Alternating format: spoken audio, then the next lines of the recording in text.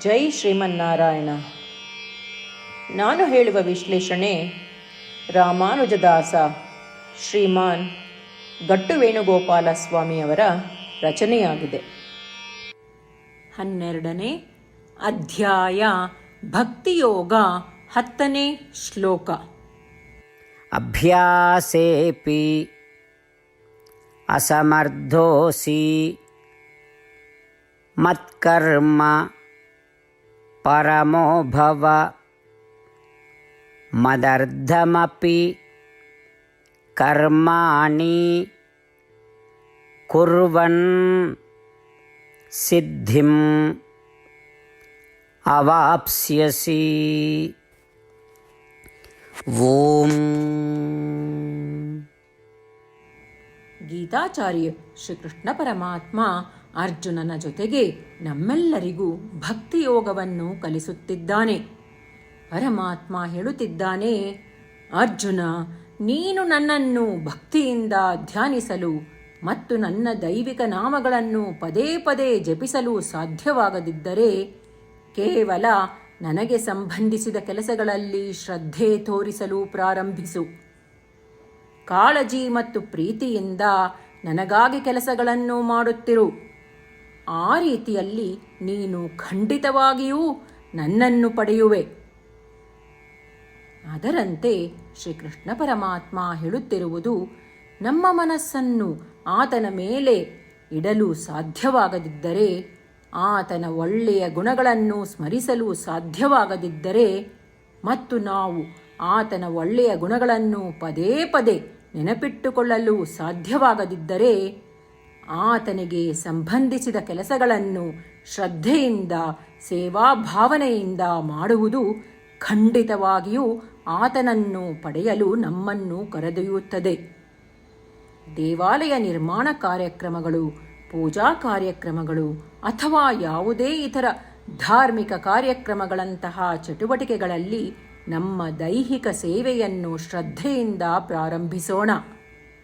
ಶ್ರೀಕೃಷ್ಣ ಪರಮಾತ್ಮ ಅಥವಾ ಶ್ರೀಮನ್ನಾರಾಯಣನಿಗೆ ಶರಣಾಗುವ ಮೂಲಕ ನಮ್ಮ ಜೀವನವನ್ನು ಸಾರ್ಥಕಗೊಳಿಸಲು ಪ್ರಯತ್ನಿಸುತ್ತಿರುವಾಗ ನಾವೆಲ್ಲರೂ ಶ್ರೀಕೃಷ್ಣ ಪರಮಾತ್ಮನ ಮಾತುಗಳನ್ನು ಶ್ಲೋಕದ ರೂಪದಲ್ಲಿ ಹಾಗೆಯೇ ಪುನರಾವರ್ತಿಸಲು ಪ್ರಯತ್ನಿಸೋಣ.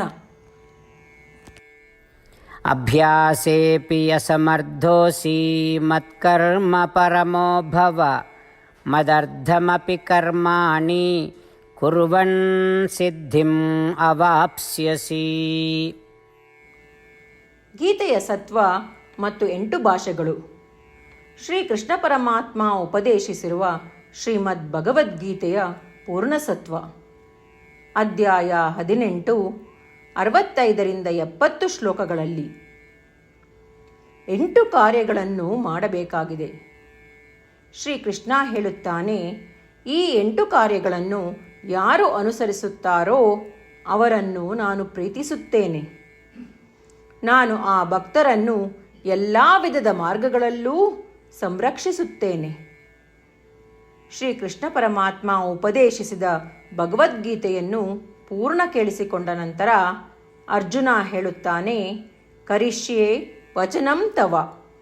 ಇದರ ಅರ್ಥ, ಕೃಷ್ಣ, ನಾನು ನೀನು ಹೇಳುವ ರೀತಿಯೇ ಮಾಡುವೆ. ಇದೇ ಕಾರಣದಿಂದ ಶ್ರೀಕೃಷ್ಣ ಅರ್ಜುನನಿಗೆ ಎಲ್ಲ ವಿಧದ ಯಶಸ್ಸು ಮತ್ತು ವಿಜಯಗಳನ್ನು ಪ್ರದಾನ ಮಾಡಿದ. ನಾವು ಈ 8 ಕರ್ಮಗಳನ್ನು ಮಾಡುತ್ತೇವೆ ಎಂದು ಪರಮಾತ್ಮನಿಗೆ ನಮ್ಮ ಪ್ರತಿಜ್ಞೆಯನ್ನು ಮಾಡೋಣ. ಶ್ರೀಕೃಷ್ಣ ಪರಮಾತ್ಮನಿಗೆ ವಚನ ಕೊಡುವುದಕ್ಕಿಂತ ಯಾವ ಪೂಜೆ, ತಪಸ್ಸು ಅಥವಾ ಯಜ್ಞ ದೊಡ್ಡದಿಲ್ಲ. ನಾವು ಮಾಡಬೇಕಾಗಿರುವ ಈ 8 ಪ್ರತಿಜ್ಞೆಗಳನ್ನು ನಾನು ಹೇಳುವೆ. ನೀವೆಲ್ಲರೂ ದಯವಿಟ್ಟು ಮನಸ್ಸು ಮತ್ತು ಹೃದಯದಿಂದ ಯೋಚಿಸಿ. ಈ ರೀತಿ ಶ್ರೀಕೃಷ್ಣನಿಗೆ ವಚನ ಕೊಡುವುದರಿಂದ ನಾವೆಲ್ಲರೂ ಸಂತೋಷದಿಂದ ಪ್ರಕಾಶಿಸುತ್ತಿರುವ ಶ್ರೀಕೃಷ್ಣನ ಮುಖವನ್ನು ದೃಶ್ಯಕರಿಸೋಣ ಮತ್ತು ಆನಂದವನ್ನು ಅನುಭವಿಸೋಣ. ಜೈ ಶ್ರೀಮನ್ನಾರಾಯಣ. ಇವುಗಳೇ ನಮ್ಮ 8 ಪ್ರತಿಜ್ಞೆಗಳು. ನಮ್ಮ ಮೊದಲನೇ ಪ್ರತಿಜ್ಞೆ, ಹೇ ಶ್ರೀಮನ್ನಾರಾಯಣ, ನೀನು ಸೂಚಿಸಿರುವ ಹಾಗೆ ನಾನು ಸದಾ ನಿನ್ನ ಧ್ಯಾನ ಮತ್ತು ಚಿಂತನೆ ಮಾಡುವೆ. ನಮ್ಮ ಎರಡನೇ ಪ್ರತಿಜ್ಞೆ, ಹೇ ಶ್ರೀಮನ್ನಾರಾಯಣ, ನೀನು ಸಲಹೆ ನೀಡಿರುವ ಹಾಗೆ ನಾನು ಸದಾ ನಿನ್ನ ಭಕ್ತನಾಗಿರುವೆ.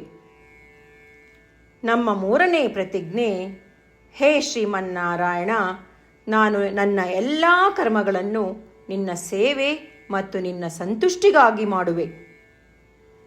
ನಮ್ಮ ನಾಲ್ಕನೇ ಪ್ರತಿಜ್ಞೆ, ಹೇ ಶ್ರೀಮನ್ನಾರಾಯಣ, ಅನುಸರಿಸಲು ನೀನು ಹೇಳಿರುವ ಹಾಗೆ ನಾನು ನಿನಗೆ ಸೇರಿದವನೆಂದು ಶ್ರೇಷ್ಠ ನಂಬಿಕೆ ಇದೆ ಮತ್ತು ನಾನು ಸದಾ 2 ಕೈಗಳನ್ನು ಜೋಡಿಸಿ ನಿನಗೆ ನಮಸ್ಕಾರ ಮಾಡುತ್ತೇನೆ ಮತ್ತು ನಿನ್ನನ್ನು ಪೂಜಿಸುತ್ತೇನೆ.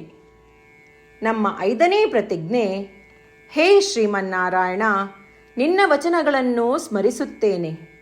ಮಾಮೇಕಂ ಶರಣಂ ವ್ರಜ, 18ನೇ ಅಧ್ಯಾಯ 66ನೇ ಶ್ಲೋಕ. ನೀನು ಹೇಳಿರುವೆ, ನಿನಗೊಬ್ಬನಿಗೇ ಶರಣಾಗಬೇಕು. ಶ್ರೀಮನ್ನಾರಾಯಣ, ನಿನಗೊಬ್ಬನಿಗೇ ಶರಣಾಗುವೆ. ನಮ್ಮ 6ನೇ ಪ್ರತಿಜ್ಞೆ, ಹೇ ಶ್ರೀಮನ್ನಾರಾಯಣ, ನಿನ್ನ ವಚನಗಳನ್ನು ಸ್ಮರಿಸುತ್ತೇನೆ. ಮಾ ಶುಚಃ, 18ನೇ ಅಧ್ಯಾಯ 66ನೇ ಶ್ಲೋಕ. ನೀನು ನಮಗೆ ಪುನರ್ ಆಶ್ವಾಸನೆ ನೀಡಿದ್ದೀಯ, ದುಃಖಿಸಬೇಡವೆಂದು. ನಾನು ಎಂದಿಗೂ ದುಃಖಿಸುವುದಿಲ್ಲ. ನಮ್ಮ 7ನೇ ಪ್ರತಿಜ್ಞೆ, ಹೇ ಶ್ರೀಮನ್ನಾರಾಯಣ, ನೀನು ಶ್ರೀಮದ್ ಭಗವದ್ಗೀತೆಯನ್ನು ನಮಗಾಗಿ ಉಪದೇಶಿಸಿ ಅನುಗ್ರಹಿಸಿ ಮತ್ತು ಆಶೀರ್ವದಿಸಿದ್ದೀಯ. ನಾನು ಕನಿಷ್ಠ 1 ಶ್ಲೋಕವನ್ನು ದಿನಾ ಪಠಿಸುವೆ ಅಥವಾ ಕೇಳಿಸಿಕೊಳ್ಳುವೆ ಎಂದು ನಾನು ಪ್ರತಿಜ್ಞೆ ಮಾಡುವೆ. ನಮ್ಮ 8ನೇ ಪ್ರತಿಜ್ಞೆ, ಹೇ ಶ್ರೀಮನ್ನಾರಾಯಣ, ನೀನು ಮನುಷ್ಯ ಸಮುದಾಯಕ್ಕೆ ಗೀತೆ ಉಪದೇಶಿಸಿದೆ. ನಾನು ನಿನ್ನ ಗೀತೆಯ ದೈವವಾಣಿಯನ್ನು ಗೀತೆಯ ಅರಿವಿಲ್ಲದಿರುವ ಭಕ್ತರಿಗೆ ಪ್ರಚಾರ ಮಾಡಲು ಪ್ರಯತ್ನಿಸುವೆ. ಹೇ ಶ್ರೀಮನ್ನಾರಾಯಣ, ನೀನು ಹೇಳುವ ಹಾಗೇ ಮಾಡುವೆ. ನಿನ್ನ ಇಚ್ಛೆಯಂತೆ ನಡೆವೆ. ನಾನು ನಿನಗಾಗಿಯೇ ಶ್ರಮಿಸುವೆ. ಶ್ರೀಮನ್ನಾರಾಯಣನಿಗೆ ದಿನಪ್ರತಿದಿನವೂ ನಾವು ನೀನು ಹೇಳಿದ ಹಾಗೇ ಮಾಡುವೆವು ಎಂದು ಮಾತು ಕೊಡುವುದೇ ಶ್ರೇಷ್ಠ ಪೂಜೆ. ನಾವು ನಮ್ಮ ಅಚಲವಾದ ನಂಬಿಕೆಯಿಂದ ಅವನಿಗೆ ನಮ್ಮ ಪ್ರತಿಜ್ಞೆ ಮಾಡೋಣ. ಶ್ರೀಮನ್ನಾರಾಯಣ, ಕರಿಷ್ಯೆ ವಚನಂ ತವ. ಶ್ರೀಮನ್ನಾರಾಯಣ, ನೀನು ನುಡಿದಿರುವ ಹಾಗೇ ನಡೆವೆ. ಸರ್ವಂ ಶ್ರೀಕೃಷ್ಣಾರ್ಪಣಮಸ್ತು. ಜೈ ಶ್ರೀಮನ್ನಾರಾಯಣ. ಅಭ್ಯಾಸೇಪಿ ಅಸಮರ್ಥೋಸಿ ಮತ್ಕರ್ಮ ಪರಮೋ ಭವ ಮದರ್ಥಮಪಿ ಕರ್ಮಾಣಿ ಕುರ್ವನ್ ಸಿದ್ಧಿಂ ಅವಾಪ್ಸ್ಯಸಿ. ಓಂ. ಅಭ್ಯಾಸೇಪಿ ಅಸಮರ್ಥೋಸಿ ಮತ್ಕರ್ಮ ಪರಮೋ ಭವ ಮದರ್ಥಮಪಿ ಕರ್ಮಾಣಿ ಕುರ್ವನ್ ಸಿದ್ಧಿಂ ಅವಾಪ್ಸ್ಯಸಿ.